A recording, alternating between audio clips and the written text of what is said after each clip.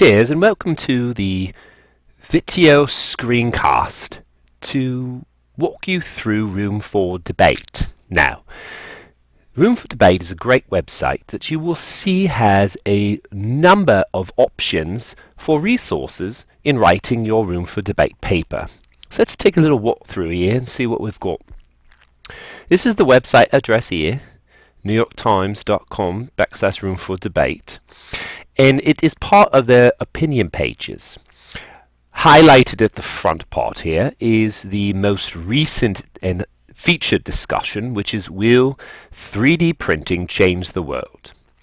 Below you will notice it has a list of all of the contributing authors and some information about them, as well as a brief little synopsis about what they're going to be focusing on within. Scrolling down, you will see more recent discussions. Obviously, in this part here, you don't see any of the authors, only in the featured one, and of course that will change sometimes daily, weekly. So if you were to go on to here, because it's further along in the semester, I highly doubt that this will be the featured one, but for today, it will be. Now, other options for recent discussions you have is money-ruining musical festivals, a return to the fight in Iraq. Of course, the President of the United States has just ordered airstrikes in Iraq, so there is sort of a re-emergence of military presence there by the US. Is big data spreading inequality? Can the US still be a leader in the Middle East?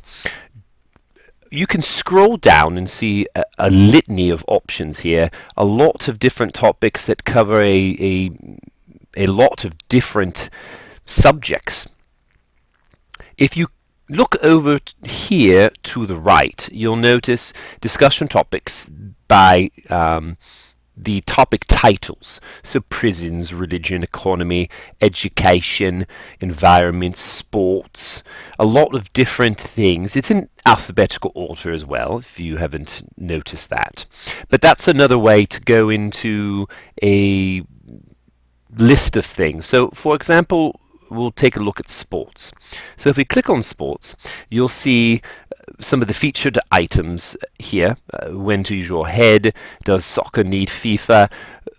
Obviously the World Cup is fairly recent, so a lot of that is based within the most popular topics at hand, because these are all done fairly recently. You can see the dates here, June 9th, June 26th. Let's go back to our initial page. So that will help you to narrow down if you have a certain topic that you're more interested in looking at. If you continue to scroll down, you'll see again a continuation of all of these different green eggs and politics. Should children's books deal with issues like politics, race, and sexual orientation, or just keep it light? Union dues in the courts, the water crisis in the West. And then down here, you'll see that there are up to 46 pages of topics that you can scroll through and hopefully find something that interests you. I would find it doubtful that you would go all the way through this without finding at least one thing that you would have some semblance of interest in. So let's go up and click on one, because now what we have to do, it's not just about finding the topic that interests you. It's not the most important step. That's only the first step. The most important step is finding a topic that will allow you to satisfy the requirements of the assignment. And the most important aspect is to have varying opinions, the positions of for or against. And if you will go into a couple topics, and we may stumble upon one here as we click, you're going to find potentially some topics where there really is a large gray area where the writers don't really establish a specific yay or nay point of view, for or against. It's sort of in the middle. And if you stumble upon a topic like that, despite how interesting it may be to you, you will not, I repeat, you will not be able to complete the assignment in its entirety, because you must find a topic that has the for and against aspects in order to present the they say which is the opposing view, and the I say, which is the view that you share or your personal view. So let's take a look at why standards of child labor should apply overseas. Should Western child labor standards apply in developing countries? Let's click on here and see what we've got. So as you click on the specific topic, there again you see the title of the topic, and the thing that I love about this site is it gives a bit of an introduction here, which is listed under introduction.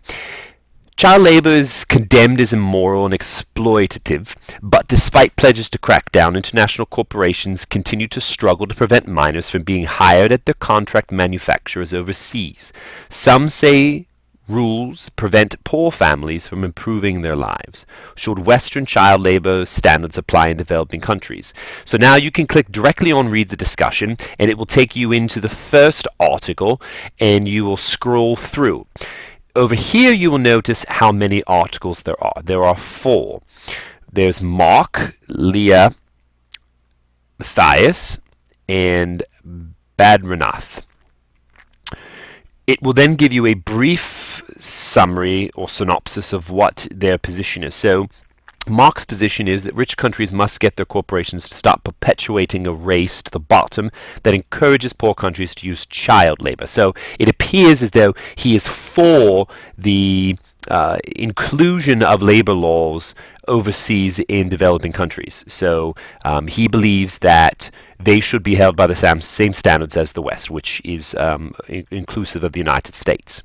Over here it says restrictions can lower wages and force more children to work. Payments to families and education assistance are more productive. So laws can be counterproductive in a weak nation. So this here is the opposing view to what Mark is saying.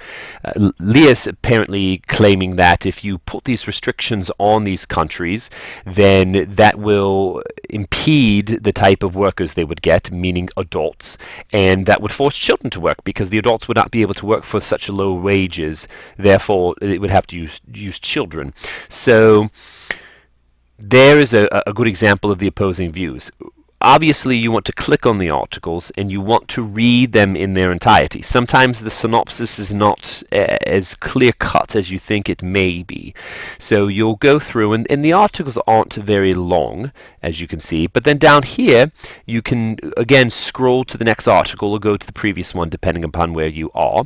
And you can also read the comments if you'd like. Some articles will have more than 3 respondents. Some will have less than 3.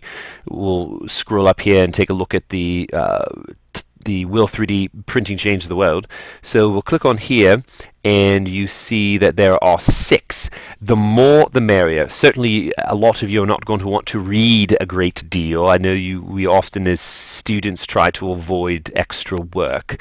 So we would perhaps look for the minimal amount of articles, but in this case, rest assured, using a topic that has more options is definitely in your favor, particularly to make sure that you're having writers for and against. So the more the merrier in this case. You'll read the articles and make sure that the articles satisfy what your requirement is for the positive position, the negative position, and if you're satisfied with it, you will then complete the Room for Debate activity worksheet, and that will get you on your way to writing a wonderful Room for Debate summative paper. Cheerio!